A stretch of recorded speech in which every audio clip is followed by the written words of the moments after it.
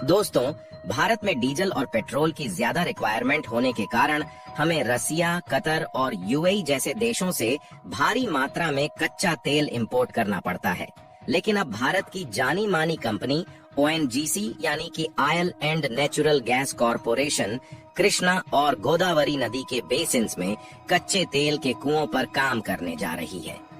जिससे खुद भारत में ही भारी मात्रा में क्रूड ऑयल को निकाला जा सकेगा और इसके बाद दूसरे देशों से होने वाले क्रूड ऑयल के इंपोर्ट को बंद किया जा सकता है। क्योंकि इस समय देखा जाए तो भारत अपनी तेल और नेचुरल गैस की जरूरत का लगभग 48% हिस्सा अकेले कतर से इंपोर्ट करता है, जिसके लिए भारत को भारी भरकम मात्रा में पेमेंट चुकाना पड़ता है। हालांकि पिछले 2-3 महीनों में कतर और भारत के विवाद होने के कारण हमने ज्यादा से ज्यादा यूएई और रसिया जैसे देशों से कच्चे तेल को इंपोर्ट किया है। लेकिन अब देखा जाए तो भारत की जानी मानी कंपनी ओएनजीसी खुद गोदावरी और कृष्णा नदी में तेल के कुओं पर काम करने जा रही है, जिससे इन देशों से होने वाले क्रूड ऑयल इंपोर्ट को बंद किया जा सके।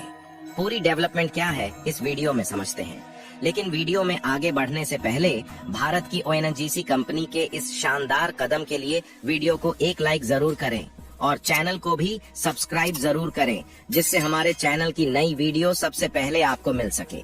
दोस्तों, आज के समय में भारत जिस तेजी के साथ आगे बढ़ रहा है, इससे दुनिया के कई डेवलप्ड देश ये नहीं चाहते कि भारत दूसरे देशों से आगे बढ़े। आपको बता दें कि किसी भी देश को आगे बढ़ाने में उस देश की कंपनियों और फैक्ट्रीज का बहुत बड़ा रोल होता है, और भारत के साथ भी कुछ ऐसा ही हो रहा है, जिसमें भारत की बड़ी बड़ी और जानी मानी कंपनियां नए नए प्रोजेक्ट की शुरुआत कर रही हैं और दूसरे भी देशों में अपने पैर जमाने में कामयाबी हासिल कर रही हैं।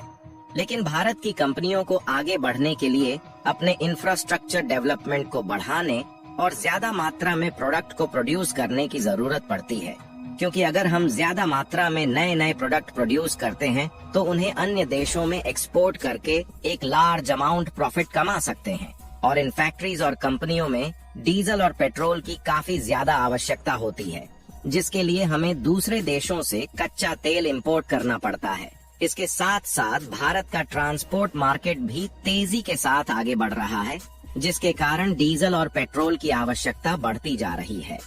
लेकिन अब इन्हीं डीजल और पेट्रोल की जरूरत को पूरा करने के लिए भारत की जानी मानी कंपनी ओएनजीसी गोदावरी और कृष्णा नदी के बेसिन्स में ऑयल ब्लॉक पर अपने प्रोजेक्ट की शुरुआत कर रही है, जिसके लिए कमाल की बात यह है कि इस कंपनी को भारत सरकार की तरफ से 1000 करोड़ रुपए का अवार्ड भी दिया जा चुका है, जिससे ओएनजीसी कच्चे तेल को निकालने के लिए ऑयल ब्लॉक्स प्रोजेक्ट में लगने वाली लागत को आसानी से कंट्रोल कर सके। असल में साल 2002 और 2011 के बीच भारत की ओएनजीसी ने ब्राजील की पेट्रोब्रास और इटली की ईएनआई और नॉर्वे देश की रॉक सोर्स, इन तीनों कंपनियों के साथ मिलकर कृष्णा और गोदावरी नदी में डीप वाटर प्रोजेक्ट को शुरू किया था। भारत की ओएनजीसी कंपनी ने इन 3 कंपनियों को अपने साथ मिलकर ज्वाइंट वेंचर में डीप वाटर प्रोजेक्ट पर काम करने के लिए कहा था, और भारत की ओएनजीसी के साथ इन 3 कंपनियों का एग्रीमेंट हुआ था कि यह सभी कंपनियां मिलकर डीप वाटर प्रोजेक्ट के लिए बराबर में इन्वेस्टमेंट करेंगी, और यदि इस डीप वाटर प्रोजेक्ट में क्रूड ऑयल निकलता है तो यह चारों कंपनियां आपस में बराबर प्रॉफिट डिस्ट्रीब्यूट करेंगी। जिसके साथ यह भी एग्रीमेंट किया गया था कि यदि इस डीप वाटर प्रोजेक्ट में क्रूड ऑयल नहीं निकलता तो सभी कंपनियों का नुकसान होगा, जिसके लिए कोई भी कंपनी एक दूसरे को इन्वेस्ट के लिए फोर्स नहीं करेगी। इसके बाद भारत की ओएनजीसी कंपनी ने इन 3 विदेशी कंपनियों के साथ मिलकर महानदी, कृष्णा और गोदावरी में 9 तेल कुएं की खुदाई पर काम किया। लेकिन ये सभी कुएं सूखे निकले और इन कुओं से कच्चा तेल नहीं निकल सका। इसके बाद में तीनों विदेशी कंपनियों में से किसी एक ने इन्वेस्टमेंट साझेदारी को स्वीकार करने से मना कर दिया और ओएनजीसी के द्वारा किए गए दावों को झूठा बताया,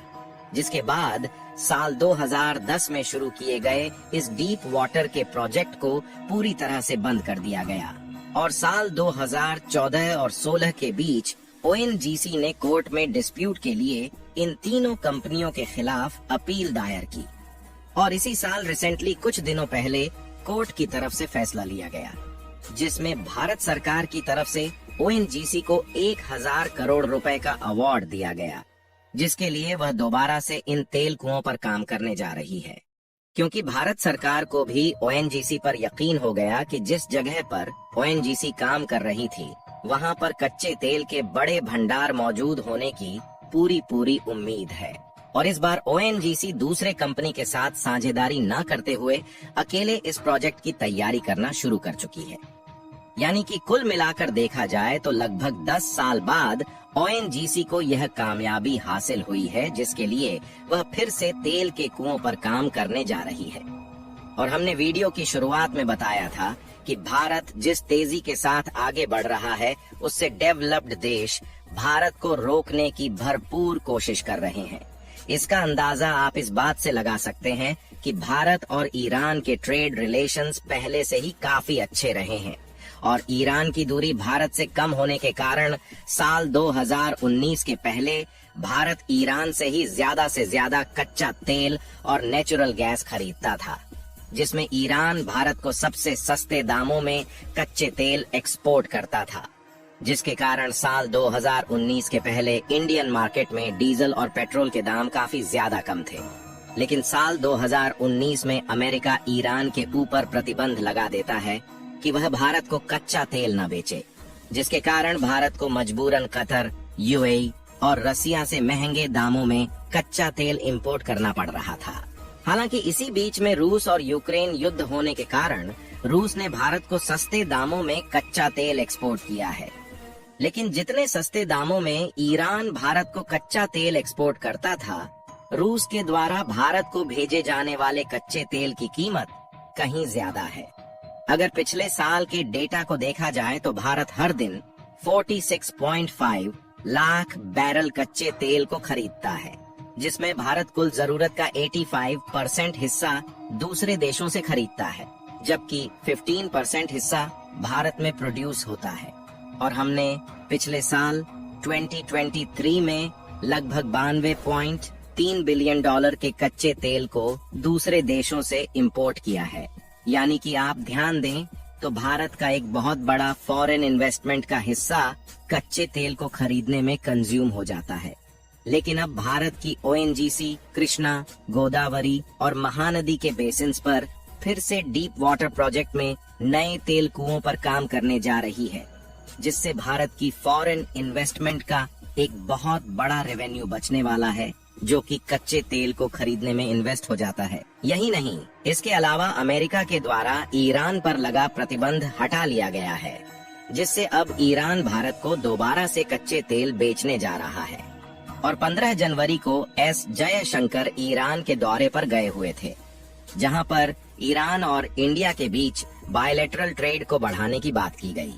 और वहां से उनके लौटते ही ईरान और पाकिस्तान के बीच युद्ध शुरू हो गया। इसके बाद ईरान ने भारत को एक और बड़ा ऑफर दिया कि वह ईरान से ज्यादा मात्रा में कच्चा तेल खरीदें, जिसके लिए वह सस्ते दामों में कच्चा तेल देने के लिए तैयार है। यानी कि कुल मिलाकर एक तरफ जहां ओएनजीसी तेल कुओं पर काम करने जा रही है, वही ईरान जैसे देश दोबारा से भारत को सस्ते दामों में कच्चे तेल और नेचुरल गैस बेचने के लिए तैयार है। बाकी आपको क्या लगता है कि ओएनजीसी जिस प्रोजेक्ट की शुरुआत दोबारा से कर रही है, इस बार सफलता मिलेगी या नहीं? अपनी राय कमेंट में जरूर बताएं। और भारत की कंपनी द्वारा उठाए गए इस शानदार कदम के लिए इस वीडियो को एक लाइक जरूर करें और अपने मित्रों तक शेयर करें, ताकि उन्हें भी जानकारी मिल सके। इसी तरह और भी नॉलेजेबल वीडियो देखने के लिए चैनल को सब्सक्राइब करके बेल नोटिफिकेशन को ऑल पर जरूर रखें।